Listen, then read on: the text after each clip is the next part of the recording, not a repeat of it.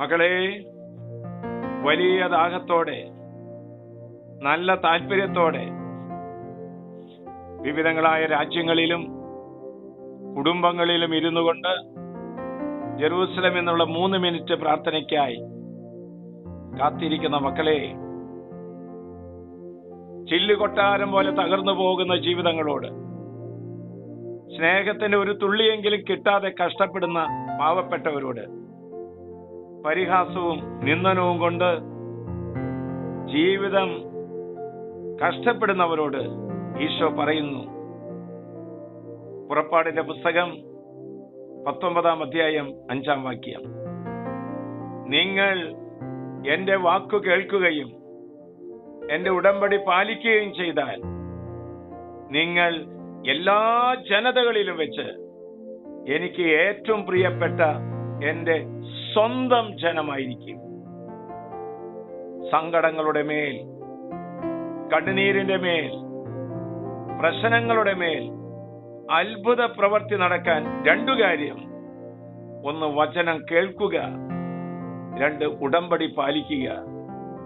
നീ ഇരിക്കുന്ന സ്ഥലത്തേക്ക് ദൈവം ഇറങ്ങി വന്ന് നിന്നെ വാരിപ്പുണരുന്ന, കെട്ടിപ്പിടിക്കുന്ന അനുഭവങ്ങൾ ഉണ്ടാകും.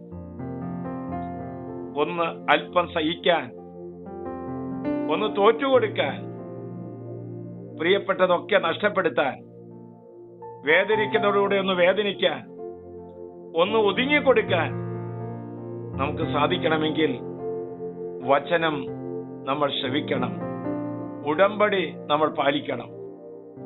വചനം ദൈവഹിതം നമുക്ക് വെളിപ്പെടുത്തി തരും. ഉടമ്പടി നമ്മൾ കൃപയിലേക്ക് വളരാൻ നമ്മെ സഹായിക്കും.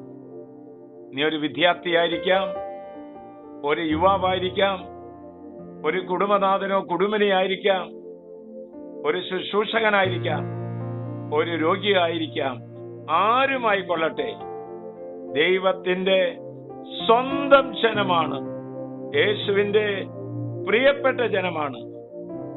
ഓർക്കണേ, ആരും കാണാതെ പോകുന്ന ജീവിതങ്ങളെ ദൈവം കാണുന്നുണ്ട്. നമുക്ക് ദൈവസന്നിധിയിൽ ഇരുന്ന് പ്രാർത്ഥിക്കാം, ധാരാളം വിശുദ്ധിയോടെ പ്രാർത്ഥിക്കാം.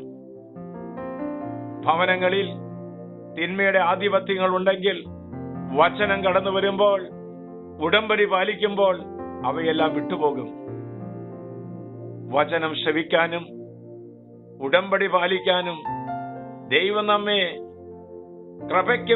കൃപ തന്നുകൊണ്ട് നമ്മെ അനുഗ്രഹിക്കുകയാണ്.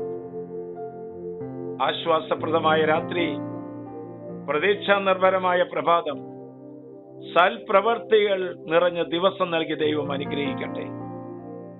എല്ലാ ദിവസവും വചനം കേൾക്കുവാൻ, വചന ശുശ്രൂഷയിൽ പങ്കെടുക്കുവാൻ, വചനം പങ്കുവയ്ക്കുവാൻ ദൈവം നമ്മെ അനുഗ്രഹിക്കട്ടെ.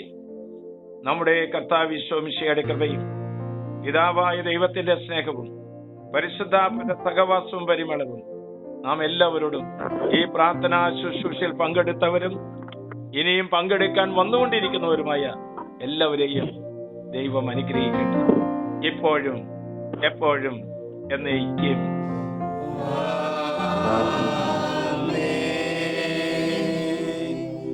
ഇപ്പോഴും എപ്പോഴും എന്നേക്കും.